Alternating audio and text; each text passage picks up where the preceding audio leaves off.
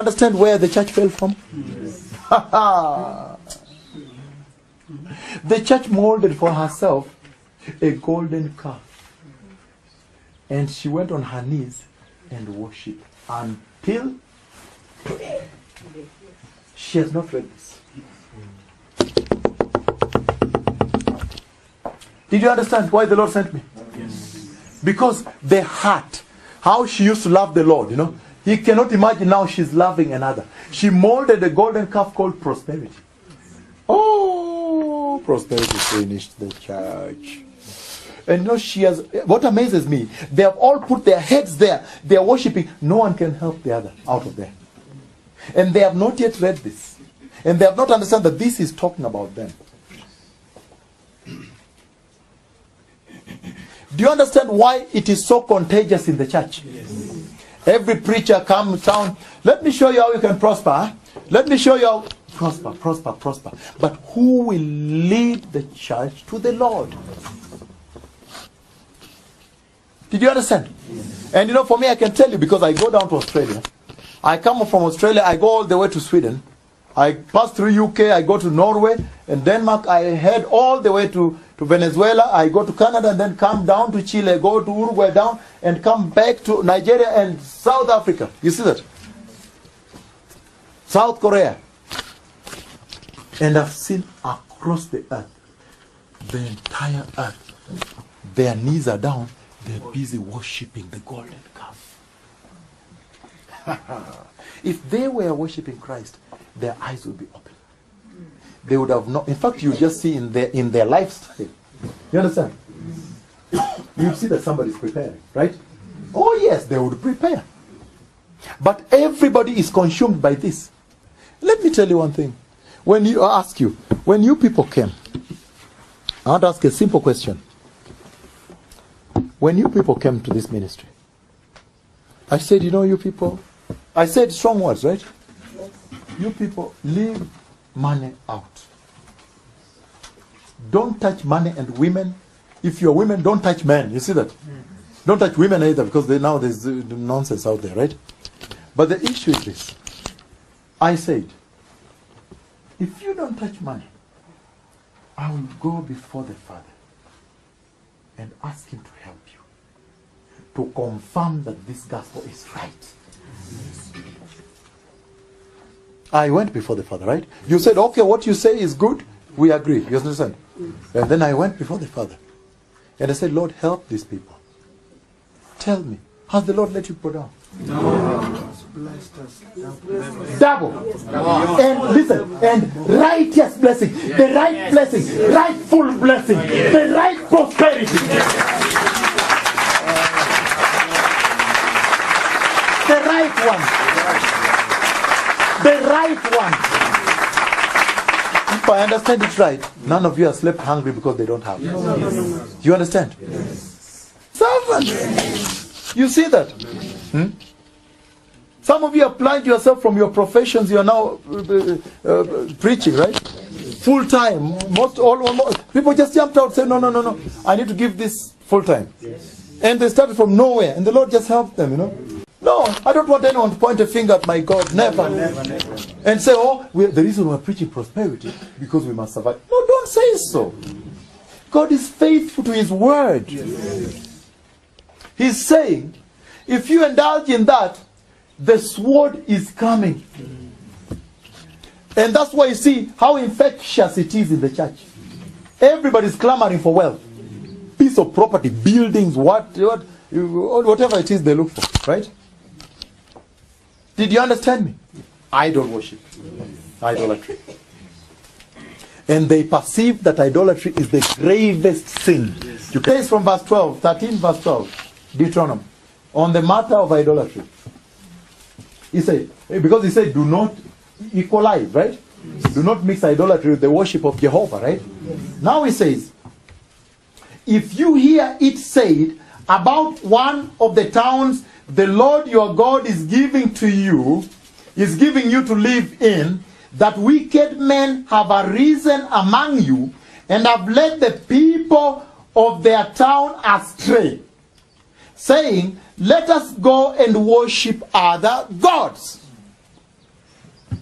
gods you have not known. Then you must inquire. That's number one. Number two, probe. Number three, investigate it thoroughly. Did you understand me? Yes. And if it turns out, and if it is true, that it has been and it has been proved that this detestable thing has been done among you, you must certainly, the key word is certainly, you must certainly put to the sword all who live in that town, destroying it completely, both its people and its livestock.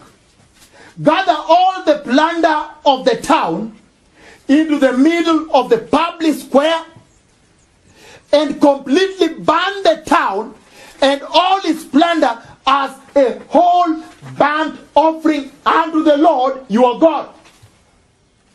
It is to remain a ruin forever, never to be rebuilt. None of those condemned things shall be found in your hands, so that the Lord will turn from his so that the Lord will turn from his fierce anger. He will show you mercy, have compassion on you, and increase your numbers, as he promised on oath to your forefathers.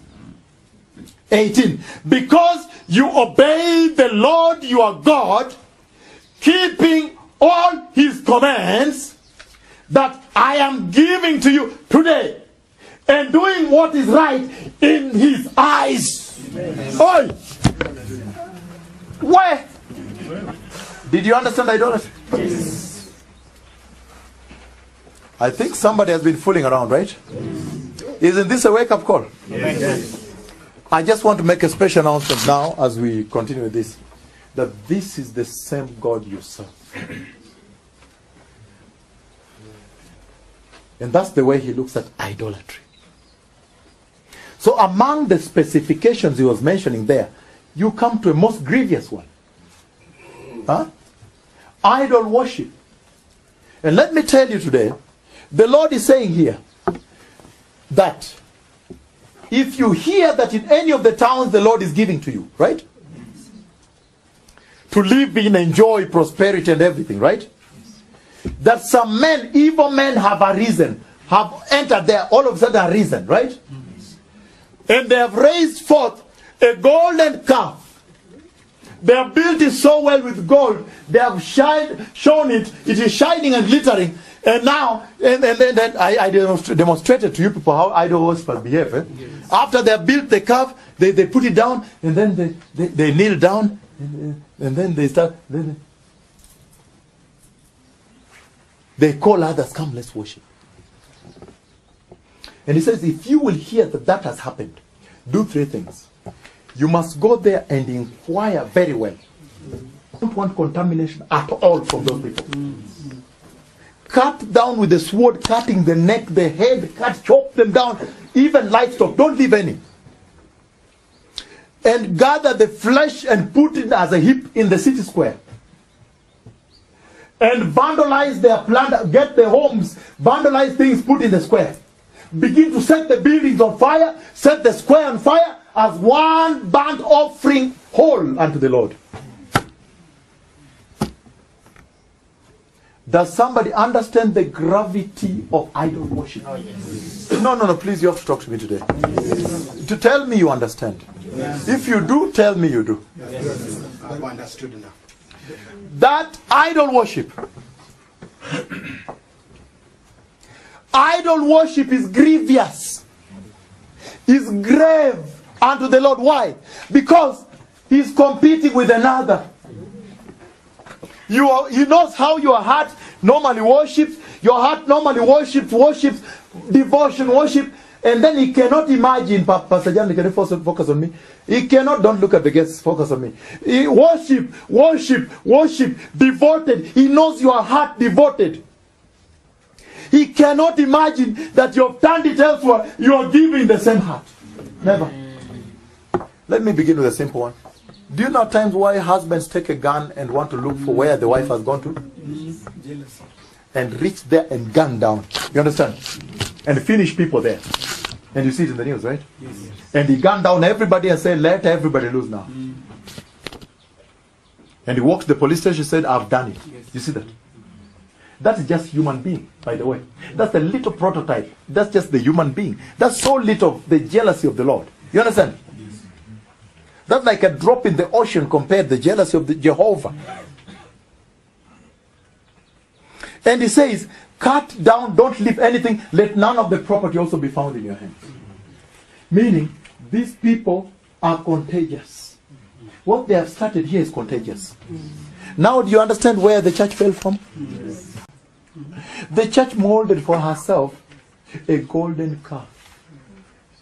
And she went on her knees and worshipped until